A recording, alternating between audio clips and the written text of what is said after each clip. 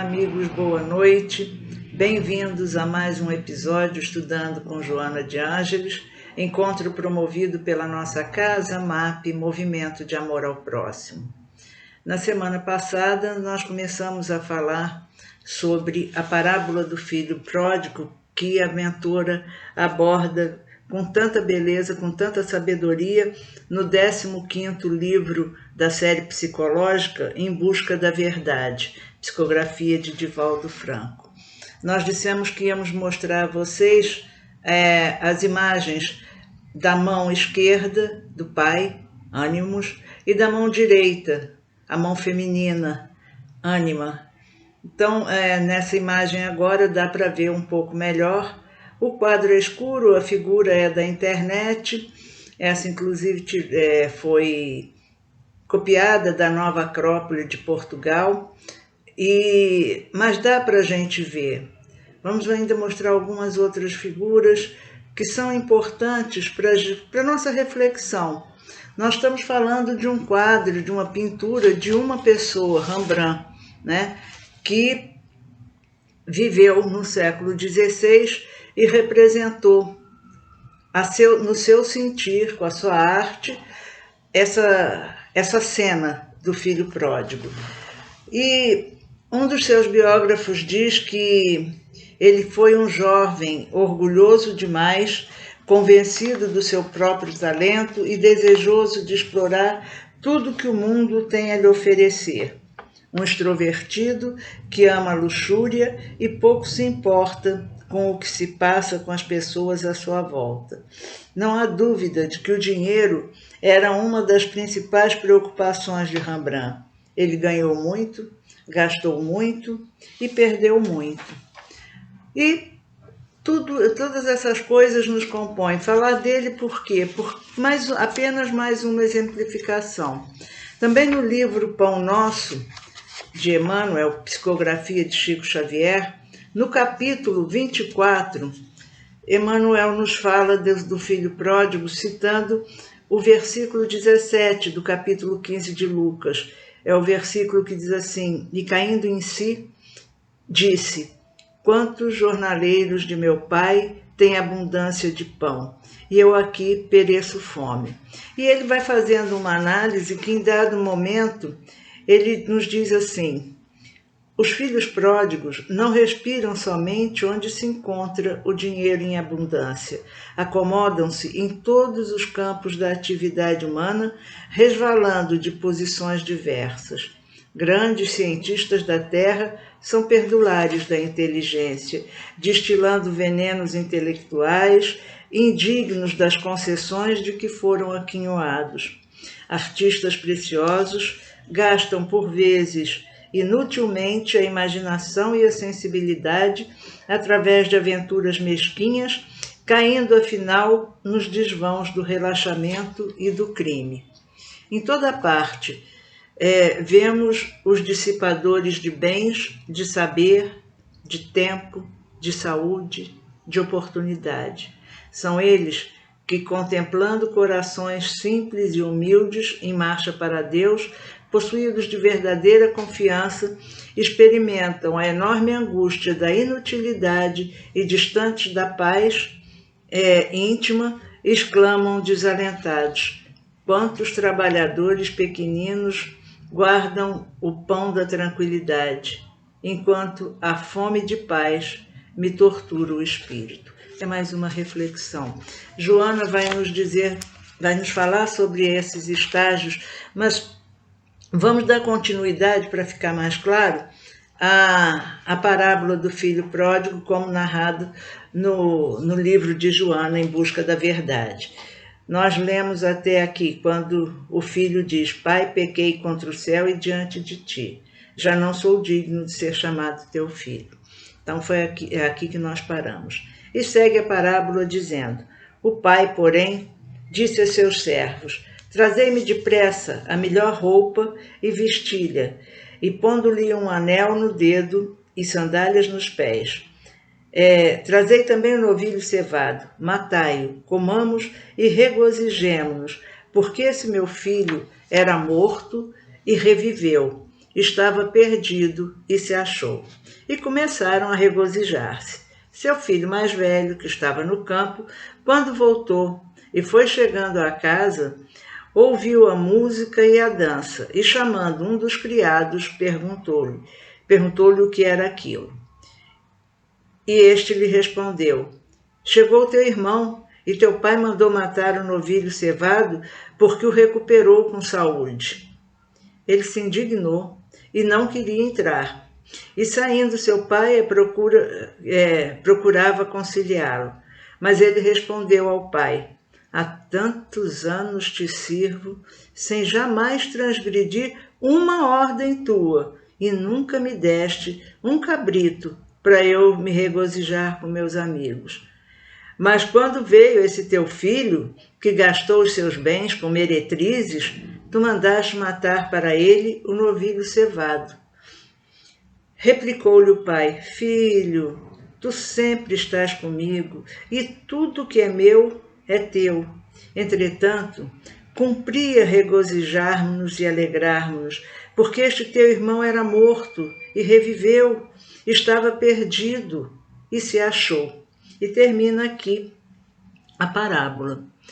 E a mentora segue nos dizendo assim: os arquétipos do bem e do mal, da sombra densa e suave do ego e do self, conflitam-se nessa narrativa, enfrentando-se, lutando com voracidade, e todo um arsenal de transtornos psicológicos aparece, tais a promiscuidade de conduta, a perversão, a fuga, o ressentimento, a ira, o desencanto, assinalando o comportamento dos dois irmãos, enquanto o pai, generoso, exterioriza a saúde pelo entendimento e pelo amor, as defecções morais e ignorância dos filhos, utilizando-se da compaixão e do perdão, mas também da gratidão e do afeto. A gente olhando a figura do pai, retratada por Rembrandt, é um rosto de um ancião, mas é de onde vem a luz. É um rosto de acolhimento, não de reproche. E se nós olharmos, ainda na pintura de Rembrandt, no outro lado, à esquerda do pai, há uma figura sombria cuja a luz está apenas um pouco no rosto. O mesmo manto do pai, mas fechado sobre si mesmo, mãos cruzadas, e uma fisionomia bastante séria, apoiado num cajado. É o irmão mais velho, é o filho mais velho. Depois Joana vem nos dizendo aqui, nos fala sobre o predomínio da sombra, onde ela fala do comportamento dos dois. Ela diz assim: a presença da sombra no comportamento humano faculta a fragmentação da psique nos dois eus, levando o paciente à perda de identificação entre os arquétipos do bem e do mal, do certo e do errado. Herdeiro dos instintos agressivos que lhe predominam em a natureza íntima, o ser humano jornadeia entre revoltado e temeroso, por efeito das condutas ancestrais. Então, ela está nos falando aqui do que nos compõe enquanto encarnados nesse mundo de provas e de expiações, mas trazendo todas aquelas experiências das nossas outras vidas. Está tudo em nós, tudo marcado. Em cada reencarnação, chegamos aqui para reparar algumas dessas imperfeições, dessas nossas más inclinações, como fala no Livro dos Espíritos. Então ela segue dizendo que a necessidade da preservação da vida impele o ser humano ao imediatismo, à volúpia do prazer, ao significativo, desconhecimentos dos valores éticos morais, ou mesmo quando os conheça, desconsiderando aqueles que podem representar sacrifício, luta nobre, abnegação. Quantas vezes somos acomodados? É o que nos disse Emmanuel, citando o versículo de Lucas, de caiu em si mesmo. E é quando nós caímos em nós mesmos que nós olhamos a nossa sombra, então nós podemos tratá-la, então nós podemos rever e efetivamente dar seguimento a esse nosso aprimoramento ético-moral, que é o que nós vimos fazer aqui, não é? Então, segue Joana, depois ela diz assim, na parábola de Jesus, o ego do jovem filho é perverso e ingrato. Ao solicitar a herança, que diz pertencer-lhe, inconscientemente deseja a morte do pai, que seria fenômeno legal para conseguir a posse dos bens sem qualquer problema. Mascara o conflito sob a justificativa inapropriada de querer desfrutar a juventude, em considerando que mesmo na idade provecta, o genitor não morria. O que isso nos leva a pensar? Que reflexões nós podemos fazer na nossa vida, não usando a letra, como diz Jesus, que a letra mata, o espírito vivifica. Então vamos com esse olhar também de Emmanuel em todas as esferas da vida, das nossas vidas. Como nós estamos vivendo esse momento. E ela segue dizendo, logo depois, viajando para um país longínquo, procura arrancar as raízes existenciais, as marcas, destruir a origem desagradável, permanecendo na ignorância de si mesmo, fugindo para o Éden onde parecia feliz. O mundo da ilusão, o jardim da ilusão, né? O jardim onde a gente imagina que vai ter prazer, alegria, satisfação, paz, quando se volta demais para as coisas da terra. E vai para esse país longínquo, que é o mundo da matéria, esquecendo as nossas raízes, a nossa origem, a nossa essência, que é o espírito imortal que somos. E ela depois diz, sempre se fará imperioso o retorno às origens, a fim de realizar-se o autoencontro. Indo para aquele país longínquo, tendo que comer, nem conseguindo comer o que era dado aos porcos, com toda aquela simbologia que nós já falamos, ele vê que não tem nada. Não diz a parábola se ele tinha intenção de mudar ou não. Ele apenas reconhece que errou, que seu erro o colocou numa situação insustentável e que ele só vai poder sair dessa situação se dirigindo de volta ao Pai. Ele cai em si e volta, faz esse caminho do retorno. Também não nos diz a parábola como é feito esse caminho, né? Quais as dificuldades. Mas ele chegando ao Pai, maltrapilho, em estado deplorável, o Pai, quando vê de longe, já corre até ele e providencia que tudo isso seja modificado. Aí também num sentido simbólico de que o Pai nos acolhe e nos reveste do seu amor, com as vestes da imortalidade, da compreensão, do entendimento. E segue Joana dizendo, essa fuga para um país estrangeiro e longínquo seria uma arquétipica busca do princípio da individuação, caso se originasse de algum ideal, como diminuir a carga do pai, em vez de desejar-lhe, mesmo que de maneira inconsciente, a morte. Jesus nos adverte, vigiai e orai, né? E ele adverte também, em várias situações, vai e não peques mais, para que não te suceda coisa pior. E essa coisa pior, muitas vezes, é a voz da consciência que sempre nos fala, sempre nos adverte. Muitas vezes nós preferimos fingir que não estamos ouvindo, fugimos disso e vivemos conflitos enormes, né?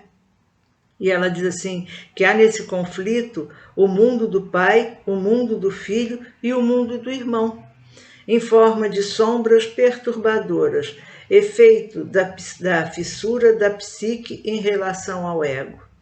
Então, quando nós estamos só voltados para nós mesmos, para o nosso ego, egocentrados, né? O resultado nunca vai ser bom, porque somos seres criados para o convívio. Fazemos parte de uma grande família universal. Então, Jesus deixa transparecer, nessa expressiva parábola, o caráter terapêutico quando o filho volta em busca de paz e de saúde de Joana, embora humilhado, mas certo de ser recebido. Jesus aqui nessa parábola, ele está nos dizendo que por mais que nós erremos, jamais seremos condenados, criticados pelo Pai. Vamos sim precisar reparar esses nossos erros, mas isso vai ser um desejo interno, o Espírito vai ansiar por isso, porque centelha divina que somos, o bem é a nossa essência, saímos do Pai, né? E ela segue dizendo que o self, que se unifica em relação ao ego, é o caminho seguro para a autocura, para o estado luminoso de tranquilidade e bem-estar. Autocura. Perdão pelo barulho.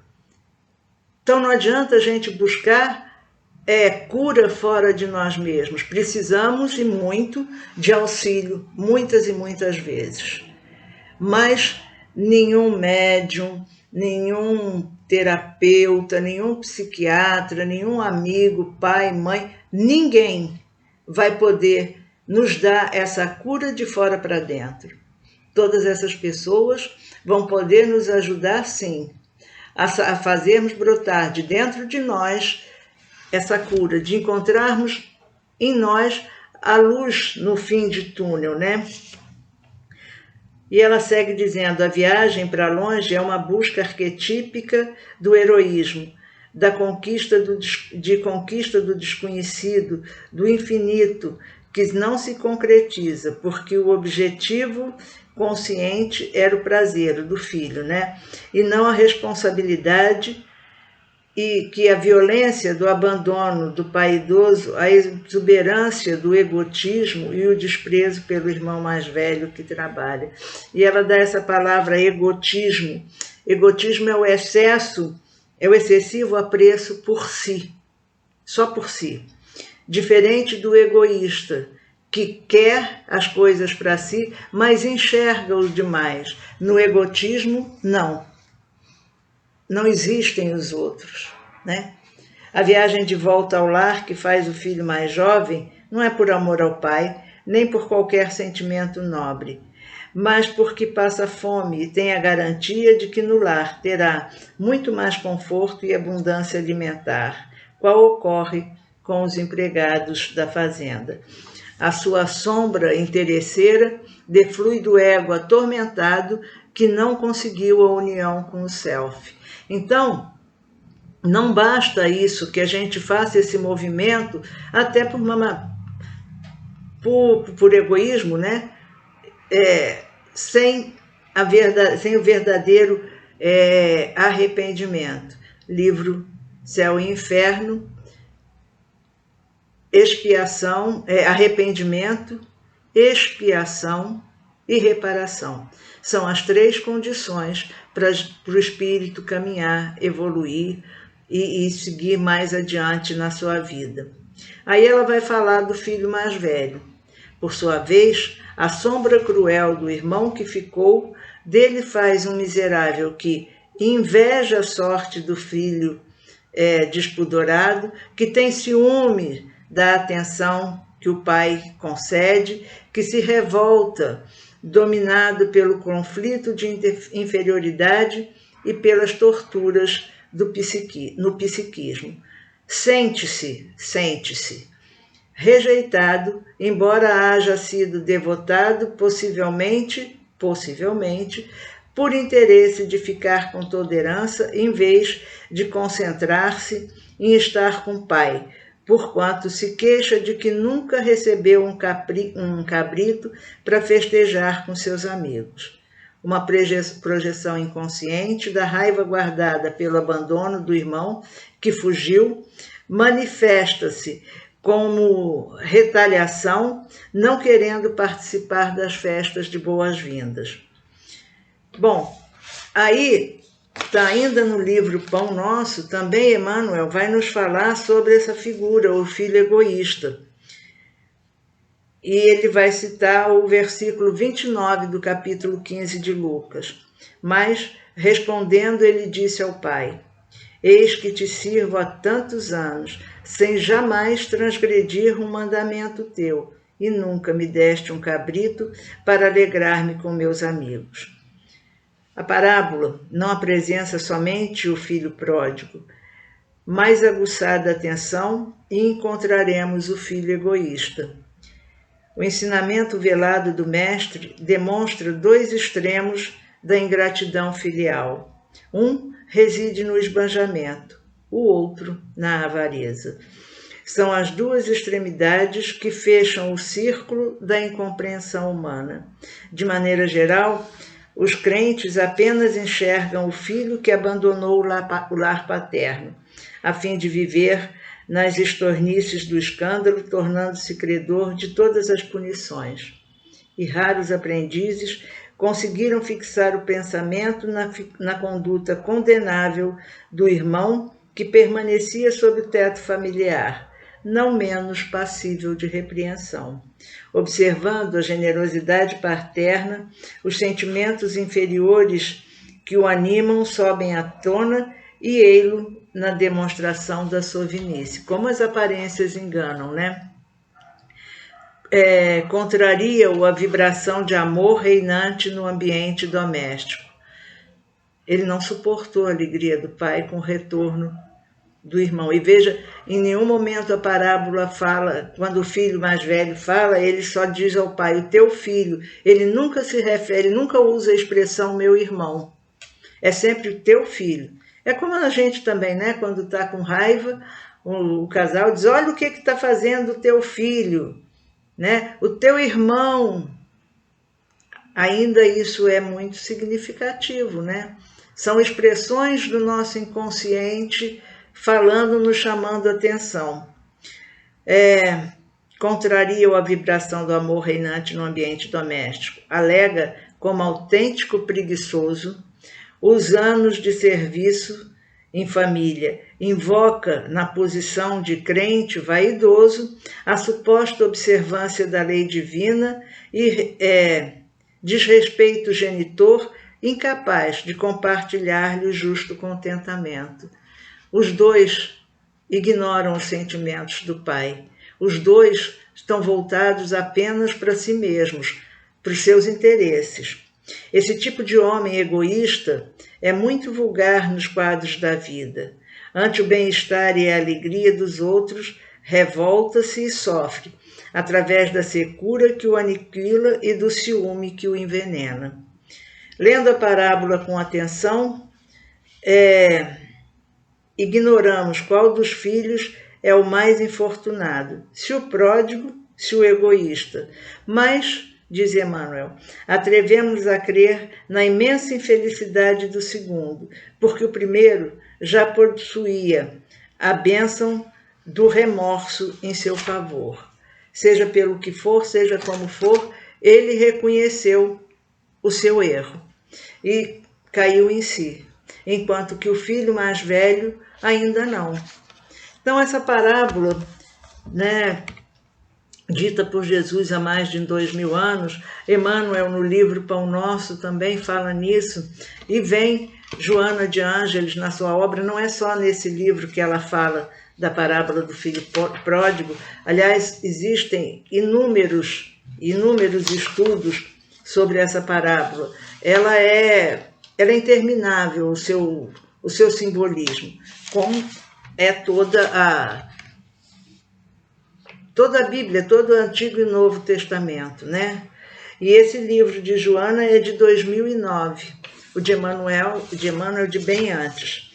Então, ela vai nos dizer aqui, já estamos quase no nosso horário, que o arrependimento é o bálsamo para a cura, reconhecendo que pecou contra o céu e contra ti, o Pai, informa, seguro de ser bem recebido, mesmo que não fosse digno de ter o nome de filho. O indivíduo comum, ainda não iluminado, deambulante da ilusão, pode ser comparado ao filho pródigo, leviano e insensato, que somente convive com objetivos de prazer pessoal e interesse mesquinho, distante das propostas éticas e dos deveres morais. Mas o filho mais velho também está distante disso. Quando a gente traz a figura, a gravura, a pintura de Rembrandt, é um olhar. Se nós fôssemos representar essa parábola, como nós a desenharíamos, independente da capacidade artística, de tom de desenho, de arte, como eu vejo, se não desenhar, pintar, como eu escreveria essa parábola descrevendo os personagens. O filho pródigo, como ele seria descrito por mim? Tem em mim algum traço desse filho pródigo? Em todos esses aspectos, não só no aspecto do dinheiro, mas do saber que a gente pode ter, do tempo que a gente dispõe, de todos os dons e talentos que nós recebemos do Pai. Quantas vezes, isso também está no Evangelho segundo o Espiritismo, a pessoa diz que, se eu ganhasse tal, aí eu ia fazer a caridade, eu ia ajudar, e a gente vê isso em tantas reportagens, né? Pessoas que vão jogar na loteria, o que você faria se ganhasse milhões? Eu ia ajudar, ia fazer, ia acontecer. A gente não tem milhões, mas a gente tem tanta coisa que a gente pode pôr a serviço do bem, a serviço do próximo. Em última análise, a serviço de nós mesmos. Porque quanto mais rápido aprendermos, mais rápidos evoluímos, mais rápidos vamos poder chegar a um mundo regenerado. Então, essa parábola também nos fala muito claramente da necessidade de conhecer a si mesmo. Nos mostra o ego, o self, as nossas dificuldades, a nossa sombra. Porque o filho mais velho, que ficou lá com o pai, trabalhou, fez tudo, nunca deixou de cumprir um só mandamento do pai, ele esteve lá o tempo todo. Mas e a sombra? E o lado obscuro dele? De inveja, de raiva, o ciúme do pai. Ele não consegue aceitar o pai festejar a volta do irmão. Para ele isso não foi motivo de alegria. Para ele fez aflorar uma porção de sentimentos que quem sabe estivessem ocultos nele. Quem sabe ele nem tivesse tomado consciência disso. Daí essa importância do autoconhecimento. Daí a importância do estudo, como nos fala no capítulo 6 do Evangelho segundo o Espiritismo, o Espírito de Verdade, que nos convida a nos instruirmos, que nos convida ao amor. Jesus veio por amor, veio para ensinar. E ficamos, muitas vezes, esperando que alguém venha nos dizer o que fazer, o que não fazer. E nos recusando a olhar e a conhecer em nós as nossas fraquezas, as nossas dificuldades. Não é para nós nos martirizarmos, nos reprovarmos, não. Vivemos num mundo de provas e expiações onde predomina o mal. Então isso nos compõe. É nosso ainda, mas fomos criados para a plenitude. Estamos condenados a chegar aos mundos angelicais. Agora, somos livres de empreender nessa longa jornada os caminhos que nós quisermos. Então, nós esperamos que a obra de Joana, seus estudos, seus ensinamentos, sejam um pontinho de partida para a reflexão de cada um. O caminho nós percorremos individualmente. Ninguém vai fazer o nosso percurso. Toma a tua cruz e segue-me. Esse é o conselho de Jesus. Então nós temos todas essas obras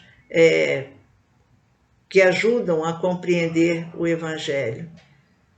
Cabe a nós darmos um passo à frente. Cabe a nós cairmos em nós, nos reconhecermos e voltarmos para casa. Não continuarmos no país distante da indiferença, do egoísmo, do desinteresse. Cabe a nós nos alegrarmos com a volta do irmão que estava perdido, que era dado como morto e reviveu. Cabe a nós a alegria de sermos plenos e de cada um continuar seu caminho em busca da verdade. Paz e bem, paz e luz, paz, muita paz.